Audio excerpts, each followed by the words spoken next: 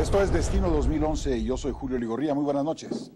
Recientemente, en un artículo publicado en el diario El País, el doctor Joaquín Villalobos, excomandante del Frente Farabundo Martí para la Liberación Nacional de El Salvador y politólogo de la Universidad de Oxford en Inglaterra, nos dice que El Salvador, Guatemala y Honduras han sido sociedades históricamente violentas. Sus estados autoritarios organizaron la seguridad usando paramilitares y escuadrones de la muerte, y esto derivó en que los ciudadanos aprendieron a matarse para dirimir sus diferencias. Al transitar a la democracia, resultado de la aversión al autoritarismo, estos países pasaron de lo sublime a lo ridículo. La justicia se orientó a proteger a los ciudadanos del Estado. Los delincuentes pasaron a ser considerados víctimas y la seguridad fue privatizada en detrimento de la seguridad pública. Ahora, sin ley y orden y con estados debilitados, los criminales amenazan con convertir estas pequeñas naciones en estados fallidos. Dicho esto, en la antesala de la reciente Cumbre Regional de Seguridad, cobra una dimensión distinta. Si observamos con detenimiento lo que aconteció en esta cumbre, en la que participaron por demás todos los presidentes de Centroamérica y Panamá, la secretaria Clinton de Estados Unidos y los presidentes Calderón de México y Santos de Colombia, nos llama esto a la reflexión. Para reflexionar precisamente sobre dicha cumbre, tuvimos la oportunidad de conversar con el ministro de Seguridad de Panamá, José Raúl Mulino, quien años atrás fue canciller de Panamá en el primer gobierno democrático post-Noriega, presidido por el expresidente Guillermo Endara. Bienvenido, ministro, mucho gusto de tenerlo con nosotros. Gracias, Julio, un placer estar en tu bella Guatemala y contigo, un viejo amigo y querido además. Gracias, ministro, muchas gracias. Bueno, mire, lo que nos dice Joaquín Villalobos es cierto. Aquí se reconvirtió el sistema de seguridad de un sistema público a un sistema privado. ¿Tiene cifras sobre esto?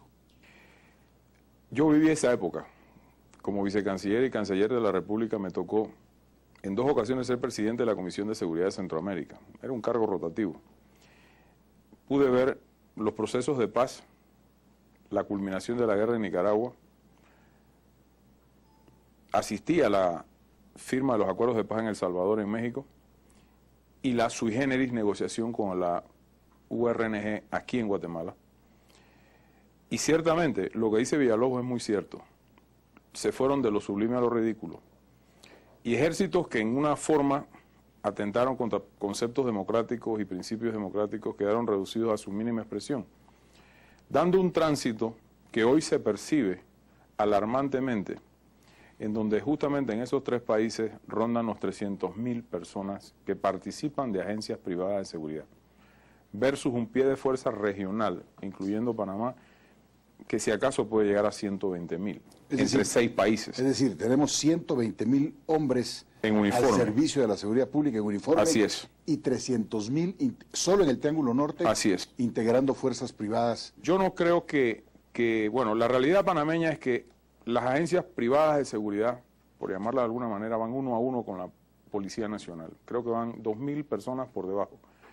El componente números redondos son 16.000 policías nacionales versus 14.000 números redondos de guardias privados o agencias privadas de seguridad. Yo creo que Costa Rica puede andar por allí. Lo alarmante es en el Triángulo Norte, pero también debemos entender la realidad de estos 3 países y el por qué esta conferencia en esta nación, más toda la estrategia regional, si de verdad hay voluntad política entre el discurso y las acciones, coherencia y voluntad de hacer, cobra importancia para todo Centroamérica y por supuesto para el norte, porque querrámoslo o no, mi país, Panamá, es la primera frontera del narcotráfico hacia el norte y como región, toda la región.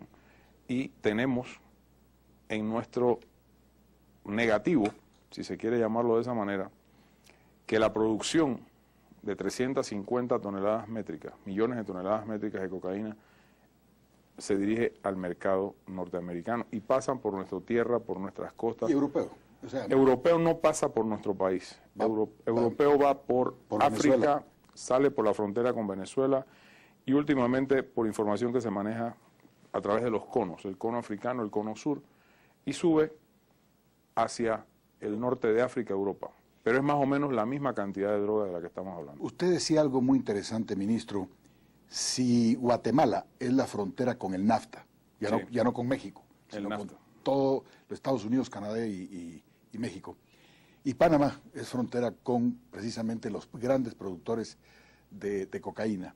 Y Panamá ha tenido incluso la experiencia de haber tenido un jefe del ejército que incluso en una invasión norteamericana fue llevado a los Estados Unidos preso y está en Francia ahora, me parece, de regreso a Panamá en camino a Panamá en algún camino momento a Panamá en las próximas semanas, a pagar así es. sus delitos.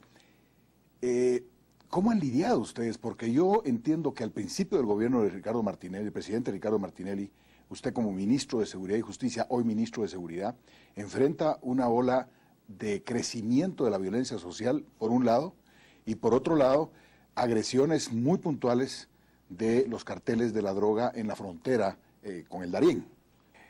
Debo decirte que, en efecto, nosotros recibimos una herencia de una década.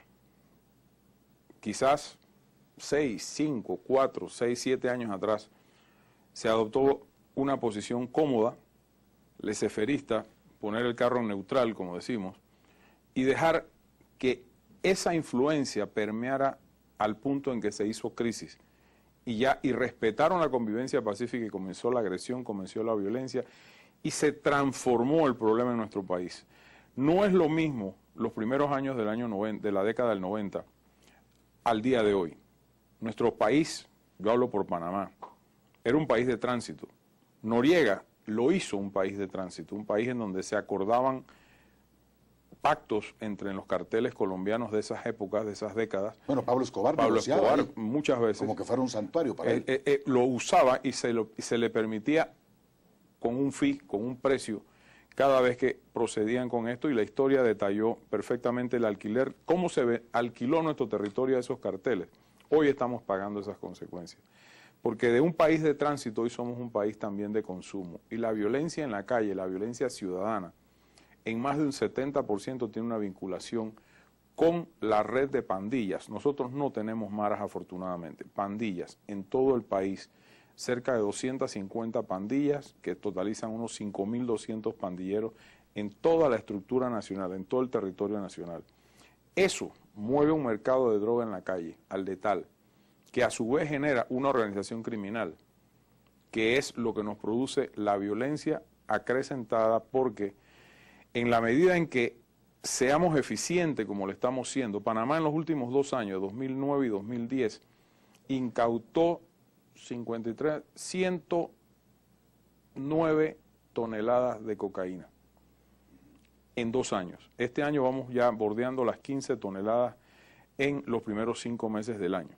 Ahora revisemos un poco cifras e indicadores. Sí. ¿Dónde inicia su gestión?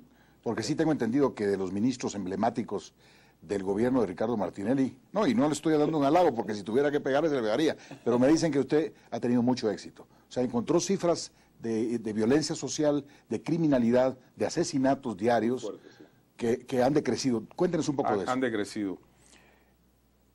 Empezando por el final.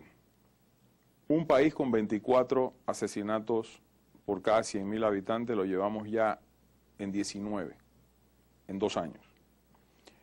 Un país con 0 inversión en estructura de seguridad. Si hay algo que yo le recrimino, y no fue por falta de plata al gobierno de Torrijos, fue el abandono irresponsable de los estamentos de seguridad del Estado.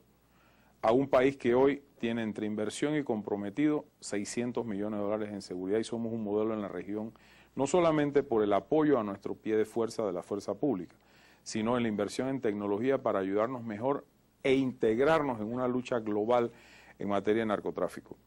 Igualmente, se ha decrecido los índices de asesinato todos los días. Hay una presencia policial de 300% más que hace 2 años de la Policía Nacional, con 2.000 unidades de más. Eso es todo lo que ha aumentado el pie de fuerza. Ha habido mucha depuración, ha habido jubilaciones, el proceso normal de entrar y salir de una entidad. Pero con 2.000 policías más, nosotros estamos realizando el 300% más de acciones policiales a nivel nacional. Obviamente en las ciudades terminales de Panamá, Colón y Chiriquí, que es la frontera con Centroamérica, hemos reforzado mucho las unidades fronterizas. Hemos limpiado el sur del Darién. El Darién, que es nuestra frontera con Colombia. Que era muy porosa. Es porosa hacia la parte del Pacífico, muy abierta y expuesta hacia el Atlántico, con una región indígena, la región Cunayala, que es un archipiélago de más de 300 islas, que se formó allí el refugio, era el machín, como decimos los panameños. Ahí llegaban a pernoctar, a vivir el Frente 57 de la FARC. Hoy yo puedo decir categóricamente que esa zona del Pacífico, gracias al esfuerzo de la Policía de Fronteras, de los estamentos de seguridad y del patrullaje 24/7 en esa zona, no hay sector en el área donde haya FARC. Lo que nos queda en el noroeste, espero y confío de aquí a diciembre sacarlo de ahí. Abandonamos una política laissez-fairista. Los gobiernos anteriores decían que entren, si no se meten, no importa, que vivan, convivan, pero cada vez se fueron metiendo más en nuestro territorio. No nos ha costado vidas del lado nuestro, nuestra Fuerza Policial de Frontera. 2 héroes que perdieron sus extremidades el año pasado en junio, para esta época justamente. Pero en términos de resultados, tenemos un Darién más tranquilo, un Darién al que yo he ido más de 35 veces en 2 años de ser ministro, al que he procurado, con el apoyo de los ministerios sociales a través del Gabinete de Seguridad Preventiva, que fue otra creación nuestra que yo presido, llevarle la mano del Estado a esos lugares donde no había, como yo digo, no entraba ni la fe. Entonces, en esos lugares tan apartados, donde hay una mezcla indígena, mestizos, no se distingue quién verdaderamente es colombiano, quién es panameño, es el caldo de cultivo para, si no se actuaba, explotar ahí una zona verdaderamente violenta. Eso lo tenemos limpio hoy. Se nos ha complicado un poco el Atlántico, obviamente, porque cambian los esquemas de tránsito de droga. Hoy buscan el Atlántico porque el cordón umbilical de la droga con el norte y Centroamérica es la carretera interamericana. El Atlántico no está interconectado, salvo la provincia de Colón, el resto no. Pero ahí tenemos ya presencia permanente en el norte de Veraguas, Coclé, y estamos agarrando droga como locos todo el tiempo. Volvemos con el ministro Mulino para seguir conversando después de este corte.